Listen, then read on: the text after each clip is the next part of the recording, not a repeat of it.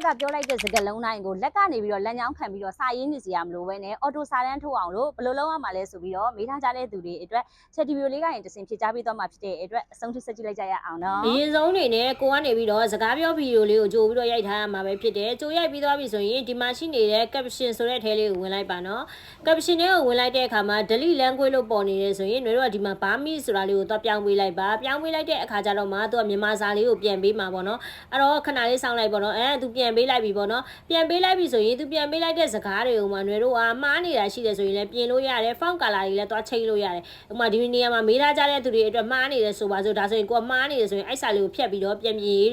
လို့လည်းရတယ်ပေါ့နော်အဲ့ဒီအပြင်မှာစာအရန်ရှည်နေတယ်ဆိုရင်ကိုအောက်ကိုတစ်ချောင်းစီပြန်ချလိုက်လို့လည်းရပါတယ်နော်အဲ့လိုမျိုးလေးလှုပ်ပြီးသွားပြီဆိုရင်ဒီစလုံးဖောင်းကာလာရောင်တွေကိုဒီတိုင်းမထားချင်ဘူးကာလာရောင်ပြောင်းချင်တယ်ဆိုရင်အောက်မှာရှိနေတဲ့ AA style ဆိုတဲ့ထဲလေးကိုဝင်ပြီးတော့ဒီထဲမှာရှိနေတဲ့ကာလာတွေထဲမှာကိုကြိုက်တဲ့ကာလာလေးတွေကိုသွားပြီးတော့ချိန်လိုက်လို့ရပါတယ်ဒါဆိုရင်ဒီလိုတွေကနေပြီးတော့ကိုကြိုက်တာလေးကိုသွားချိန်လိုက်လို့ရတယ်အဲ့လိုချိန်လို့ရတဲ့အပြင်စာဒီလိုမျိုးဖြစ်နေတယ်ဆိုရင်သေးချင်သေးကြီးချင်ကြီးကိုကြိုက်တဲ့နေရာကိုထားလို့ရတာမှာပဲဖြစ်ပါတယ်ကြိုက်ပြီဆိုရင်တော့အပေါ်အမှန်ချစ်လေးကိုနှိပ်ပြီးတော့တင်လိုက်တယ်ဆိုရင်ရသွားပါပြီနော်အဲ့တော့သွားလုပ်ကြည့်ပါသွားလုပ်ကြည့်ပြီးတော့ကိုယ့်အတွက်အဆင်ပြေတယ်ဆိုရင်လည်းတခြားမသိသေးတဲ့သူတွေသိသွားရအောင်လို့ share ပေးခဲ့ပါဦးနော်ကျေးဇူးတင်ပါတယ်ရှင် channel ပါနောက်ဗီဒီယိုမှာပြန်ဆောင်ကြမယ်